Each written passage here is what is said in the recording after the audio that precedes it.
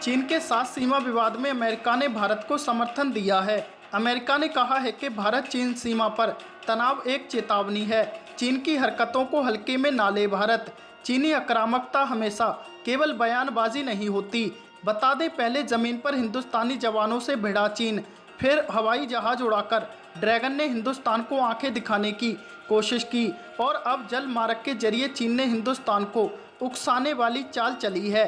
पहली नज़र में किसी को ये लग सकता है कि इन तीन रास्तों के जरिए चीन हिंदुस्तान को डराने की कोशिश कर रहा है, लेकिन हकीकत कुछ और ही है। चीन हिंदुस्तान को डरा नहीं रहा, बल्कि चीन इस वक्त खुद डरा हुआ है और खौफ में ही वो ऐसी हरकतें कर रहा है। चीन हिंदुस्तान से कैसे डरा हुआ है, उसका एक सबूत चीनी अखबार ग्लोबल टाइम्स के लेख में मिलता है। बौखलाहट भरे शब्दों के साथ चीन सरकार समर्थित अखबार ग्लोबल टाइम्स लिखता है कि भारत कभी भी चीन का विकल्प नहीं बन सकता।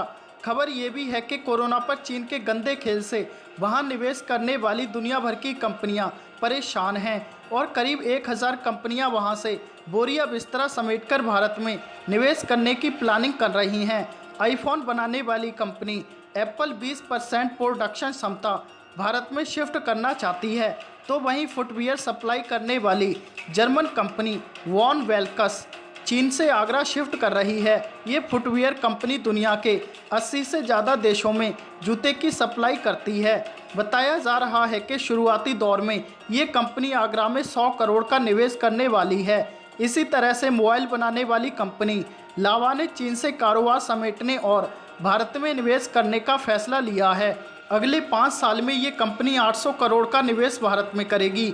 इसके अलावा अमेरिका की कई और बड़ी कंपनियां चीन से बोरिया बिस्तरा समेटकर भारत में निवेश करने वाली हैं। चीनी अखबार ग्लोबल टाइम्स ने अपने लेख में यूपी की योगी सरकार पर इस बात को लेकर निशाना साधा है कि योगी सरकार ने निवेश के लिए इकोनॉमिक टास्क फोर्स का गठन किया है।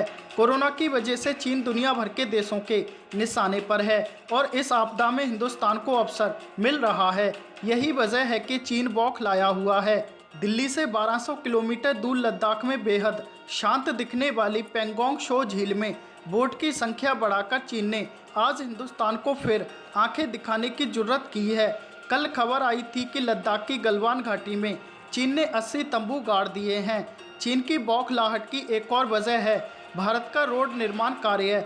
भारत अपनी सीमा में सड़क निर्माण का काम कर रहा है। चीन इसे चुनौती के रूप में ले रहा है और इन्हीं चक्करों में भारत को डराने की कोशिश कर रहा है। ऐसी हरकतें चीन पहले भी करता रहा है, लेकिन भारत ने अपने कदम कहीं भी और कभी भी पीछे नहीं किए हैं।